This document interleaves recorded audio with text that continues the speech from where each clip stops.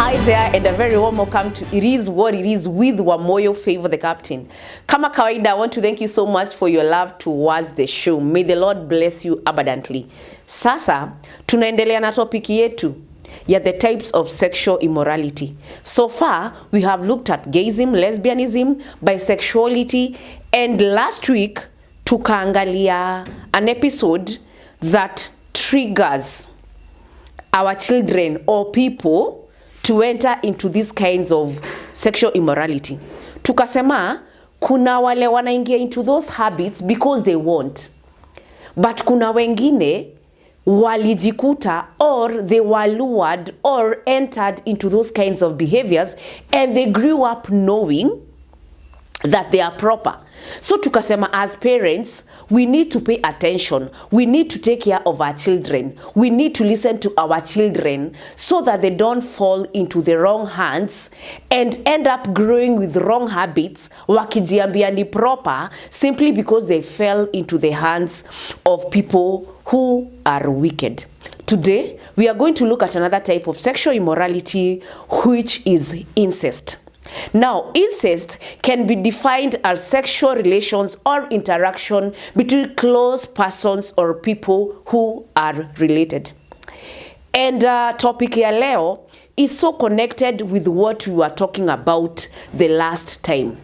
Tulisema, as parents, if you don't teach your children the proper things, or if you're not courageous enough to caution them how they should behave, unawambia, you know what, hakuna mtu anafaa kukuguza hivi, hakuna mtu anafaa kukufanya hivi, those things are not proper.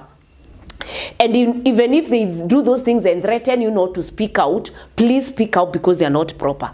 If we don't create awareness to our children, what a fall victim of this type of sexual immorality, tunaita incest. Now, incest imekuwa ikifanyika in our homes, but watu wamekuwa wakiifunikia. Cases zikiripotiwa, nothing is ever done. If a child reports, oh, uncle alinifanya hivi, oh, my dad alinifanya hivi, nobody wants to pay attention cause hawataki ati information leak out. They care so much about what people are going to say.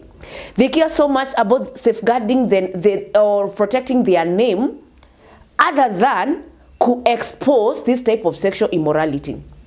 And this is one type of sexual immorality that can be avoided by us taking precaution, ama to create awareness to our children, ama to the people concerned. Most of the incest cases do happen sana over the holidays. So many children wanaendanga kureportia walimu wao. Why? Because parents don't have time to listen to them. Wakienda kuambia maneno kama hiyo, unaambiwa wewe ni mtoto, what do you know, shut up. Mtoto akikuja kuambia daddy did this, uncle did this, siku hizi it's even bad because you find that even brothers and sisters are luring their younger ones into this type of sexual immorality by making them believe it's some sort of a game, that it is proper, of which it is not. So most of the weekends or holidays, ndio unakutanga most of the incest cases zina happen. It is very unfortunate.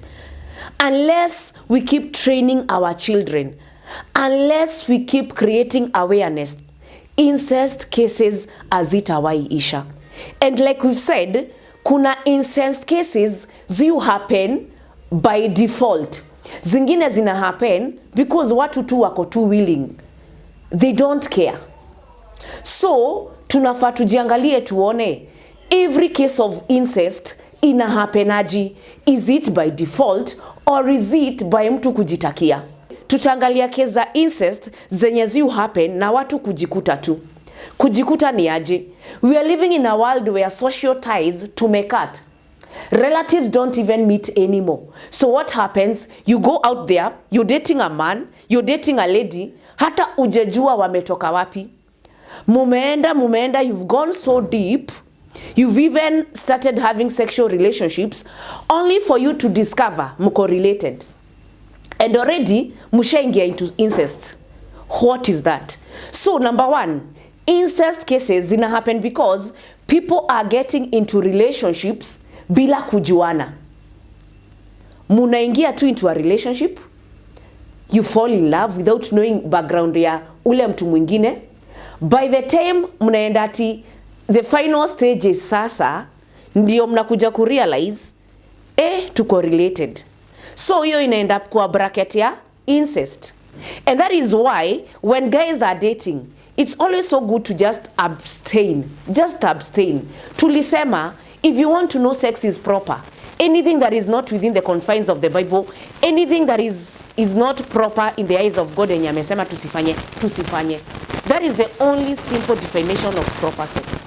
So incest ina happening hivyo.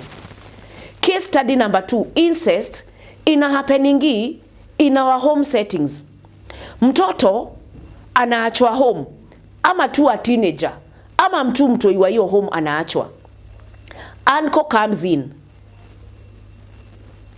ana try to convince that child ako huko. Tulisema kuna wale ni gays na kuna wale ni lesbians, so the sex here doesn't matter.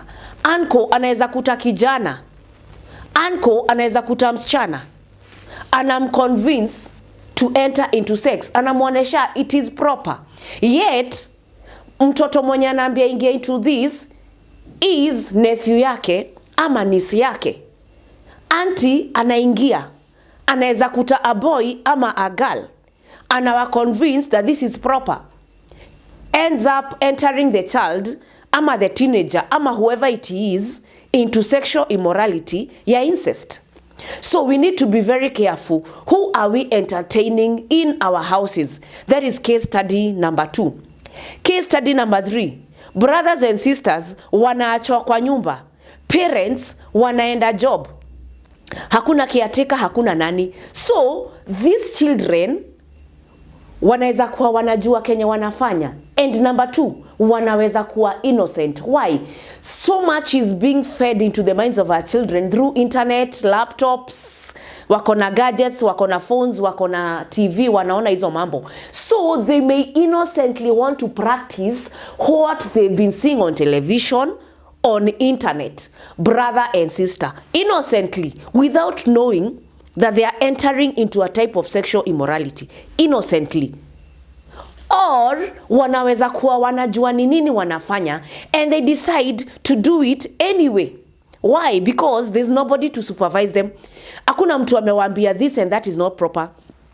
There's a true story ilikuwa imepeanwa online about parents who are doctors. They are ever so busy, they don't keep tabs with their children. They had a teenager, a boy and a girl. So inakuwa that wanaenda shifts mchana na usiku. So they end up leaving these teenagers pamoja. And you know what? Now this girl and this boy, they ended up being so close. Ni boy, brother na sister. Hawana mtu mwingine wa kuwa watch ama nini. Wameachwa peke yao. The parents are so busy. Yes, they are being given everything they want because the parents have got money. They are doctors. They give them everything they want. They are happy kids. But they are lonely. They can only find solace and comfort and peace in themselves. Wanajuana tu wao kwa wao. So the most unfortunate thing started happening. They are being exposed to they have phones, they have they have laptops, they have televisions. So wakafeel too, I think we can practice what we've been seeing. There's nothing wrong with that. Wakaanza ku-engage in sex when the parents are not there and they are not even telling anybody. Ikakuwa habit. Their bond ikawa so deep. One way or another, the mom akakuja kurealize what is happening. It was devastating. So Kenya alifanya, alisema atawa separate. Akasema brother yake sijui ataenda kwa sister yake abaki na daughter yake. It was so heartbreaking. The girl and the boy walikuwa wameingia so deep, the bond was so deep, they could not bear separation. Guess what? Now this teenager alienda akacommit suicide because ameseparatiwa na sister yake. The bond is so deep. When the sister had that, akaingia into depression. Na yeye akafanya nini? Akacommit suicide. Why? Was it necessary? Are we as parents missing out? Are we not educating our kids enough? What is happening? Are kids entering into this out of ignorance, or ni venye hatuwapei time ama nini?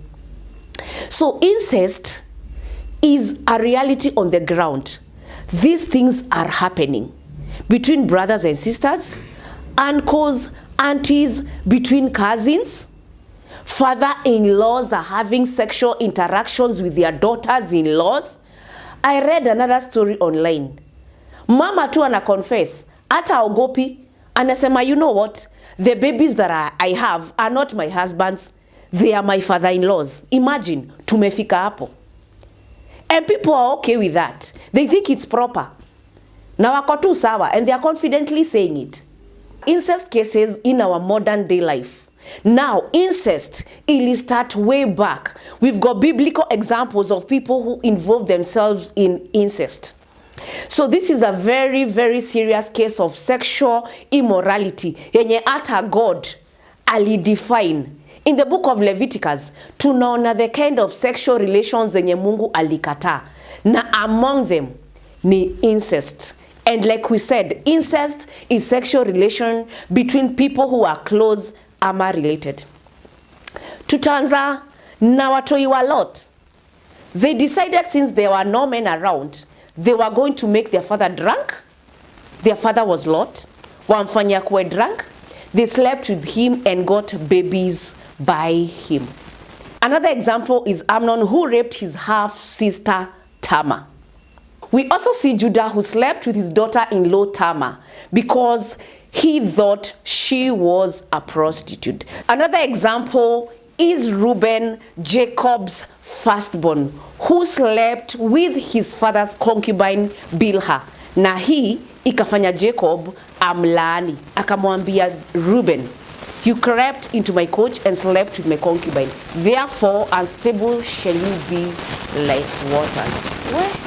Mother incest. There are so many instances of incest in the Bible. Those were just a few.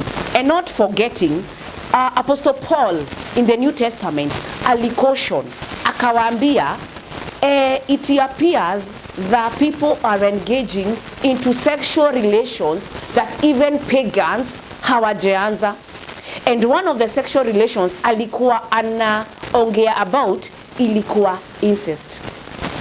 Brothers and sisters, it is a high time we paid attention and walked and moved away from the types of sexual immorality that are not proper in the eyes of God. There are so many cases of incest in the Bible. Those are just a few examples to show you that incest is a type of sexual immorality that is not proper in the eyes of God. That is all I had for you today. It is what it is. You can follow us on Facebook at Kingly Favor Studio Reloaded, TikTok at Kingly Favor Studio Reloaded, Instagram at Kingly Favor Studio Reloaded, and YouTube at Kingly Favor Studio. Na kama uko pale na bado hauja subscribe, please do so. Remember to send the link to a friend of a friend of a friend. May the Lord do you well. So long. God bless you.